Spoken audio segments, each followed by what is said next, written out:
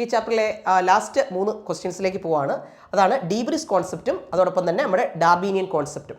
ഡാർവിൻ്റെ concept അനുസരിച്ച് നമുക്ക് എല്ലാവർക്കും അറിയാവുന്നതുപോലെ വേരിയേഷൻ മുഖേനയാണ് എവല്യൂഷൻ സംഭവിക്കുന്നതെങ്കിൽ മ്യൂട്ടേഷൻ മുഖേനയാണ് എന്ത് എവല്യൂഷൻ സംഭവിക്കുന്നത് പറയുന്ന കോൺസെപ്റ്റാണ് ഡീബ്രിസ് അല്ലേ.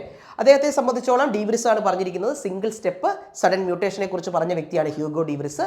ആ ഹ്യൂഗോ ഡീബ്രിസിൻ്റെ ഒരു കോൺസെപ്റ്റാണ് സാൾട്ടേഷൻ. ആ സാൾട്ടേഷൻ എന്ന് പറയുന്ന കോൺസെപ്റ്റ് ഡീബ്രിസുമായി ബന്ധപ്പെടുത്തിയിരിക്കുക. അതുപോലെ തന്നെ ഹാർഡി വെയിൻബർഗ് പ്രിൻസിപ്പിൾ, നിങ്ങൾ എപ്പോഴും ക്വസ്റ്റ്യൻസ് എടുത്ത് പരിശോധിക്കുമ്പോൾ കാണുന്ന ഒരു ക്വസ്റ്റ്യൻ ആണ് ഹാർഡി വെയിൻബർഗ് പ്രിൻസിപ്പിൾ അല്ലേ. അതായത് allelic frequency of a generation remains stable and constant generation after generation. അപ്പോൾ ഒരു ഇക്വേഷൻ ഒക്കെ പഠിച്ചിട്ടുണ്ട്. P plus Q the whole square is equal to P square plus 2pq plus Q square is equal to 1 എന്ന് പഠിച്ചിട്ടുണ്ട് അല്ലേ.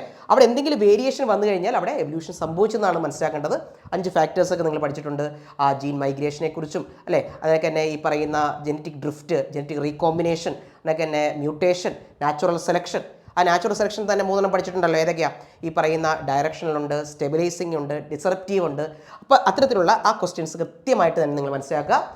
അതോടൊപ്പം തന്നെ മറ്റൊരു പ്രധാനപ്പെട്ട ഏരിയ ആണ് എന്ത് എവല്യൂഷൻ ഓഫ് മാൻ എന്ന് പറയുന്നത് അല്ലേ. മനുഷ്യൻ്റെ പൂർവികന്മാരുണ്ടല്ലോ. ഏതൊക്കെയാണ്? ട്രയോപിതക്കസ് ഉണ്ട്, രാമാപിതക്കസ് ഉണ്ട്, ഓസ്ട്രലോപിതക്കസ് ഉണ്ട്, ഹോമോ ഹാബിലിസ്, ഹോമോ ഇറക്ടസ്, നിയാൻഡർതാൽ മാൻ അല്ലേ. അതോടൊപ്പം തന്നെ ഹോമോ സാപ്പിയൻസ് എന്നൊക്കെ പറയുന്ന നമ്മുടെ പൂർവികർ, അവർക്ക് ഉണ്ടായിട്ടുള്ള ആ ചേഞ്ചസ്, അവരുടെ ഫോസിൽസ് എവിടെ നിന്നൊക്കെയായിരുന്നു കിട്ടിയിരുന്നത്? എത്യോപ്യ, താൻസാനിയ എന്നൊക്കെയാണ് നമ്മുടെ രാമാപിതക്കസും ട്രയോപിതക്കസും കിട്ടിയിരുന്നത് അല്ലേ. ഫസ്റ്റ് ഹോമിനിഡ് ആണ് ഹോമോ ഹാബിലിസ് അല്ലേ. ഇത്തരത്തിലുള്ള ആ ചേഞ്ചുകൾ, അവിടെ ആ കാലഘട്ടത്തിലുണ്ടായ മാറ്റങ്ങളെക്കുറിച്ചൊക്കെ മനസ്സിലാക്കേണ്ട ഒരു ഭാഗമാണ് എവല്യൂഷൻ ഓഫ് മാൻ എന്ന് പറയുന്നത്. Okay, all the best.